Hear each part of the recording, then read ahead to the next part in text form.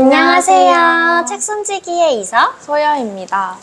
오늘 솜담솜담으로 가지고 온 책은 비가 오면 열리는 상점입니다. 비가 오면 열리는 상점은 유영광 작가님의 첫 책인데요. 이 책은 텀블벅에서 성공적으로 펀딩해서 출간된 책입니다. 출간 전부터 해외 6개국에 8권을 수출한 책으로 되게 화제가 되고 있는 책인데요. 이 책의 주인공 고등학생 세린이 등장합니다. 세린은 자신의 불행을 팔아서 행운을 얻고자 향한 도깨비 마을의 장마 상점에서 일어나는 모험 이야기를 담았습니다. 이름에서 알 수 있듯이 상점은 비가 오는 날에만 문을 열어요. 도깨비 마을에서 세린은 안내묘 이샤와 함께 여러 도깨비를 만나면서 크고 작은 사건들을 해결하면서 어떤 행운이 자신의 삶에 도움이 될지 찾는 그런 여정을 담았습니다. 과연 세린은 어떤 불행을 주고 어떤 행복을 선택했을까요? 우리 오늘 같이 솜담솜담 해봐요. 일단 이 책의 제목처럼 비가 오는 날에만 상점이 문을 열잖아요. 근데 왜 장마 기간 동안에만 상점 문을 열까요? 저도 이게 되게 궁금했었거든요. 처음엔 그냥 단순하게 도깨비 마을이랑 인간 세상을 연결지어야 하는 지점 때문에 장마 기간을 설정한 게 아닐까라고 생각을 했었는데 책을 다 읽고 나니까 조금 더 깊은 의미가 있을 수 있겠다는 생각이 들었어요. 사실 장마 기간 하면 저희가 긍정적인 시선보다는 살짝 부정적인 감정이랑 시선이 더 많이 생각나잖아요.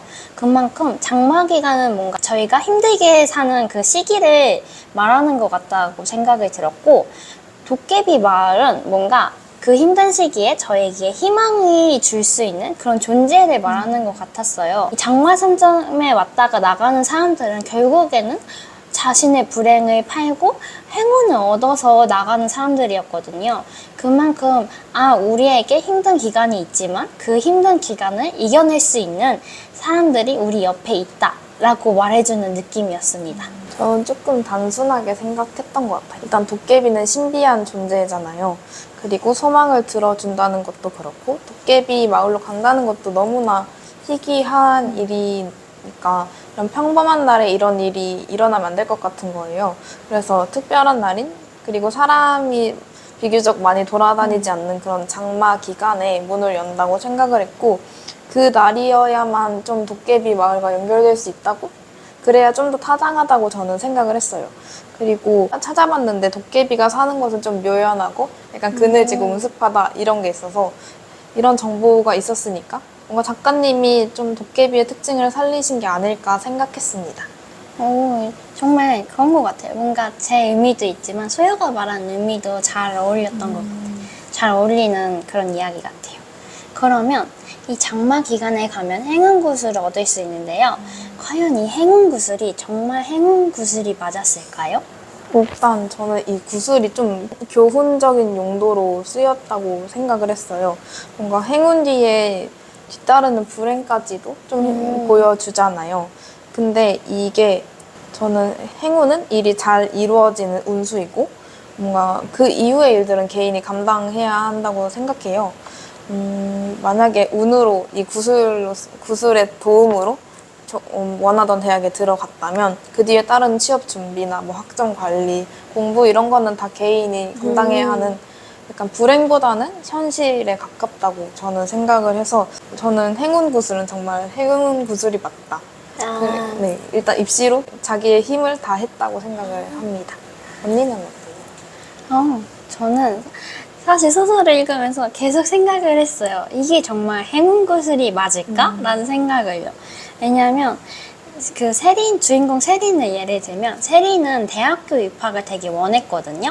근데 그럼 행운 구슬이 대학생의 그런 낭만? 로망 같은 게 있잖아요. 막 잔디박에 앉아서 맛있는 것도 먹고 대학 동기들하고 공강 시간에 막 놀러 다니는 것도 있고, 그럼 분명 낭만과 로망이 있는데 그런 것보다는 대학생 4학년에 취업난을 보여주는 거예요. 그래서 이런 부분을 보면서 이게 정말 행운 구슬이 맞을까? 행운치고는 뭔가 불행을 더 보여주는 느낌이 더 컸거든요. 그래서 저는 뭔가 행운 구슬보다는 그냥 나의 운명을 바꿔주는 용도이지 않을까라는 생각도 있었던 것 같아요. 맞아요. 우리가 이런 의심을 하게 되잖아요. 왜 불행을 왜 보여줄까? 이거 정말 행운 구슬 맞나? 이렇게 의심하게 되니까 이어서 그냥 행운 구슬을 받는 대신 왜 불행을 구슬에 담을까? 이 얘기도 해보면 좋을 것 같아요. 맞아요. 저희가 이렇게 행운구슬 왜 행운구슬일까 생각을 하게 된 것도 발단이 있어요. 저희가 행운구슬을 얻으려면 먼저 구슬에 저희의 불행을 담아야 하거든요. 또 세린도 보면은 자신의 갑갑한 불행을 구슬에 분명 넣었어요. 근데 결말쯤 가서 세린이 자신 구슬을 다시 보게 되는 기회가 있는데 그때 그 구슬 안에는 또 다른 행운이 있었거든요. 그래서 저는 뭔가 의심이 되는 거예요. 왜 구슬을 담았는데 그게 행운이 된 걸까?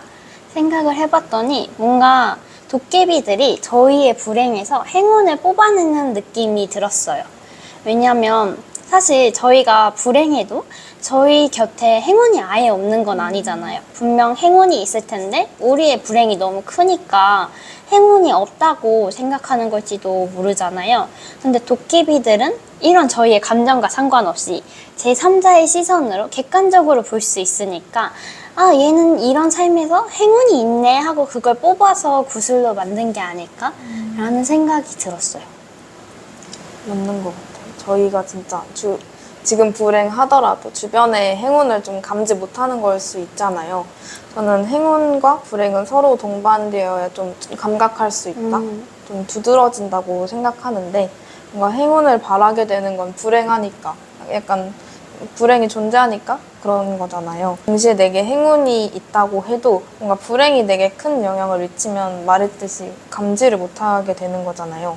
불행이라는 게 좋지 않은 경험이지만 동시에 인간을 단단하게 만들어주는 좀 귀한 경험이 될 수 있다고 생각해서 그런 귀한 경험을 사는 느낌도 들었고 그리고 도깨비는 신비하고 되게 요술이라고 해야 되나요? 되게 신비한 능력을 가졌으니까 맞아. 이런 불행에서 그 행운을 뽑아서 엄청 큰 행운으로도 만들 수 있겠다는 생각이 들어서 불행 구슬을 좀 행운의 구슬로 바꾸는 그런 작업을 하려고 모으는 게 아니었을까 그런 생각을 했던 것 같습니다. 진짜 그럴 수 있을 것 같아요. 그렇다면 책 속에서 세리는 구슬을 계속 찾으러 다니거든요. 첫 번째 이제 대학 입시 구슬을 얻었다면 그 구슬을 보고 아, 이 구슬 말고 원하는 직장에 들어갈 수 있는 구슬을 사야겠다, 얻어야겠다 이런 식으로 계속 꼬리에 꼬리를 물어가면서 다른 구슬을 찾으러 가요. 왜 세리는 계속해서 다른 구슬을 찾으러 갔을까요? 일단 근데 저는 이런 행동이 되게 인상 깊기도 했어요. 일단 먼저 봤던 건 대학 입시, 그 다음에 취업, 그 다음에 창업, 그 다음에 결혼 막 이런 식으로 맞아요. 흘러가는데 이런 게 뭔가 이 루트가 좀 사회가 기대하는 것들이라고 생각이 됐어요. 근데 뭔가 세리는 행운을 찾으려고 했던 건데 뭔가 현실적인 처지를 생각하게 되고 자신이 진정으로 원하는 행운을 그때는 뭔가 찾지 않았다고 생각을 했어요. 자신이 뭔가 원하는 대학을 가고 원하는 직장을 얻어도 뭔가 그게 나중에는 내가 원한 길이 아니었다는 걸 깨닫고 무기력함을 느끼기도 하잖아요. 근데 뭔가 행운을 찾는다고 이 구슬을 약간 찾겠다고 나섰으면서 그런 어떤 사회의 요구대로 루트를 타는 게 조금 인상 깊었어요. 뭔가 현실적인 부분을 생각하지 않을 수 없는 그런 사람들의 심리를 세린을 통해서 보여주었다고 생각했습니다. 저는 처음에 사실 구슬 속의 모습이 행복해 보이지 않아서 그 사람들이 원하는 다른 구슬을 얻으러 간다라고 생각을 했었거든요. 근데 가만히 생각해보니 세린의 그런 쫓아가는 길이 저희가 통상적으로 말하는 사회에 어느 정도 짜여있는 삶의 루틴이랄까요? 그걸 쫓아갔던 것 같아요. 그래서 뭔가 소여가 말한 것처럼 세린은 그렇게 처음에 구슬을 쫓아가는 동안은 자기가 삶에 어떤 게 필요하고 어떤 삶을 살고 싶어 하는지를 깊게 생각해 보지 않았던 것 같아요. 그냥 통상적으로 사람들이 고등학교 3학년이었으니까 대학에 가는 게 좋대 이렇게 말을 해서 아, 대학에 가야겠구나 생각을 했던 것 같고 막상 대학교 4학년의 그 생활을 보고 나니 취업을 하는 게 아무래도 중요하겠구나 생각해서 취업 구슬을 또 찾으러 가고 했던 것 같거든요.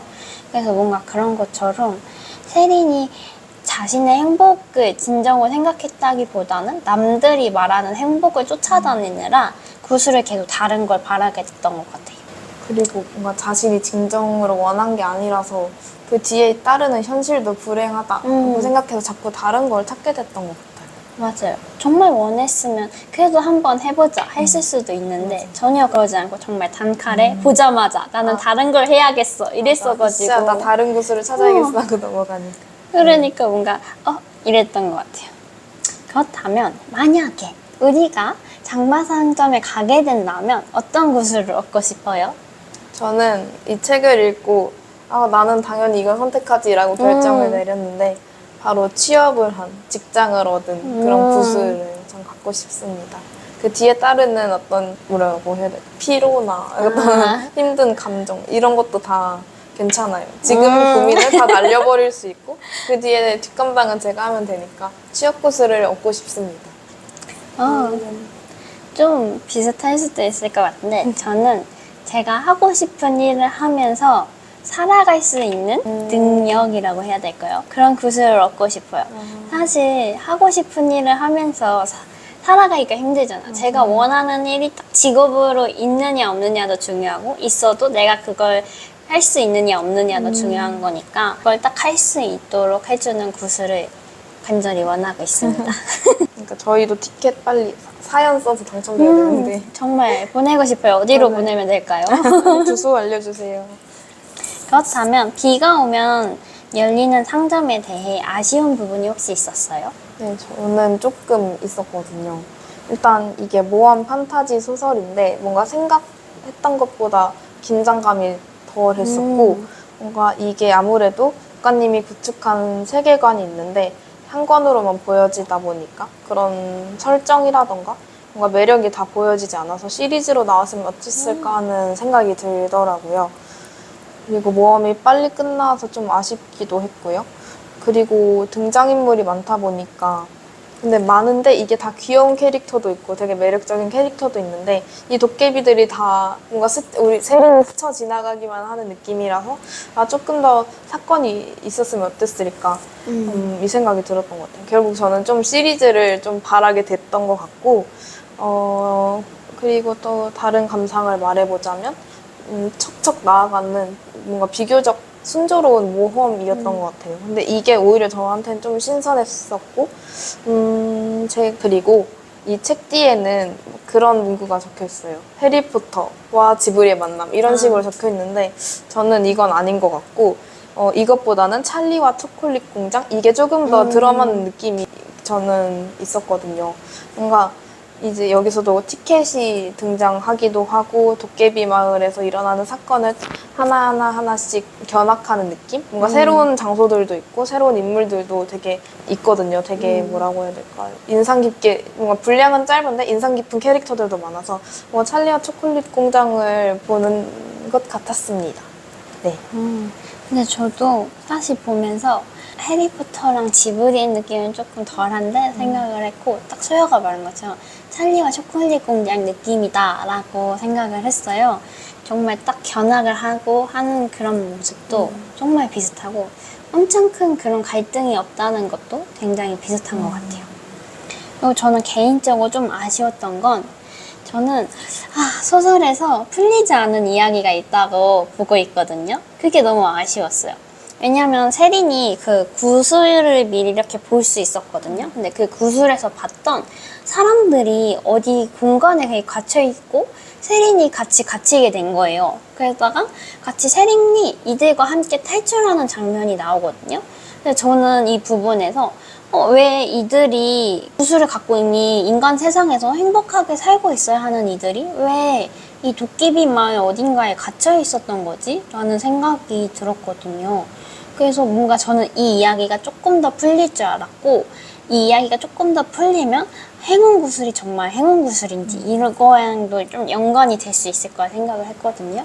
근데 뭔가 그런 연관이나 의문을 좀 해소해주기보다는 갑자기 풀려나면 딱 끝나는 게 좀 아쉬웠어요. 좀 더 생각해볼 여지를 더 줄 수 있을 거라 생각을 했었거든요. 맞아요. 그래서 그 부분에 대해 아쉬움이 좀 있는 것 같아요. 이제 뭔가 다른 캐릭터의 좀 사연이라던가 역사, 막 이런 도깨비 마을의 역사 같은 것도 조금 궁금하기도 했고, 맞아요. 그러니까 결국 시리즈로 만들면 더 좋았을 것 같다는 생각이 공통적으로 들었던 것 같네요. 저는 좀 이 감상에 이어서 좀 작가의 말을 보고 느꼈던 것들을 말하고 싶은데요. 이 작가의 말 첫 문장이 좀 아파요. 첫 문장이 뭐냐면 당신의 글은 책이 될 수 없습니다. 인데요. 예전에 작가님이 출판사에 투고하고 답변 메일로 받았던 문장 중에 하나라고 해요. 근데 이게 너무 확신하면서 당신의 글은 책이 될 수 없다라고 말을 하는 게 너무 마음이 아팠거든요. 근데 이 작가님이 또 굉장히 따뜻한 분이신 게 거절 메일 문장을 말씀하시고 작가님이 살아온 인생을 좀 써주신단 말이에요. 그리고 글쓰기가 삶의 이유라고 말하시고 뭔가 상처를 어루만지고 희망을 바라볼 수 있는 그런 글을 쓰고 싶었는데 그게 이 책이었다고 말씀도 해주셔요. 그리고 에필로그는 아까 라디오 사연을 받아서 도깨비 마을로 향하게 되는 그런 계기가 되잖아요. 근데 에필로그도 라디오 그 프로그램으로 이어져요. 프로그램에서는 사연곡 받아서 막 마무리가 되는데 사연곡 제목은 Tomorrow Better Than Today였어요. 그래서 이제 꿈을 꾸는 것은 늦은 시기는 없다고 하면서 이 노래를 틀어준 거거든요. 그래서 작가님이 전하고 싶었던 뭔가 따뜻한 말, 더불어 자신의 삶과 좀 겹쳐지게 이 에필로그를 쓰신 느낌이 들었고 이 에필로그와 작가의 말을 바로 연달아 이어보면서 저는 굉장히 마음이 따뜻해지면서 이제 훈훈하게 책을 덮을 수 있었습니다. 네. 근데 진짜 이 책이 그 프롤로그랑 소설 내용이랑 에필로그랑 그 작가의 말까지 정말 하나같이 잘 이어지거든요. 그래서 그런 부분에 있어서는 정말 완성도 있는 책이었던 것 같아요. 그렇다면 비가 오면 열리는 상점은 어떤 사람들에게 추천하고 싶어요? 일단 저는 따뜻한 메시지를 원하는 사람과 복잡한 이야기를 조금 피하고 싶은 분들에게 이 책을 추천합니다. 그리고 따뜻한 메시지를 얻고 싶다면 꼭 에필로그 이어서 작가의 말까지 다 읽고 제 책을 덮는 걸 추천합니다. 저는 여기 플러스해서 삶에 대해 약간의 회의감을 느끼는 사람들에게도 추천을 해주고 싶어요. 저희가 앞서 말했던 것처럼 주인공 세리는 자신의 행복이 뭘까? 삶에 대한 행복이 뭘까?를 제대로 고민하지 않았던 인물이거든요. 그러면서 저희가 말했던 그 통상적인 사회의 루틴을 따라가는 인물이었는데 그런 세린의 모습을 보면서 저희의 삶을 좀 되돌아볼 수 있었던 것 같아요. 아, 우리는 뭐 때문에 살고 있지? 나는 어떻게 살아가고 있지? 더불어서 앞으로 어떻게 살아야 할까를 좀 생각해보게 되는 계기가 됐던 것 같아서 저와 같은 이런 고민을 하고 있는 분들에게 추천을 드리고 싶었습니다. 뭔가 한 편의 동화를 읽은 듯한 느낌이면서 뭔가 삶을 돌아보게 되는 계기가 되었던 것 같아요. 그러면 오랜만에 신비한 판타지를 읽어서 좀 반가웠고 좀 나중에 따뜻한 메시지를 읽고 싶을 때 다시 열어보게 될 것 같아요. 그러면 오늘은 이 감상으로 영상 마무리하겠습니다. 다음 영상에서 만나요. 안녕.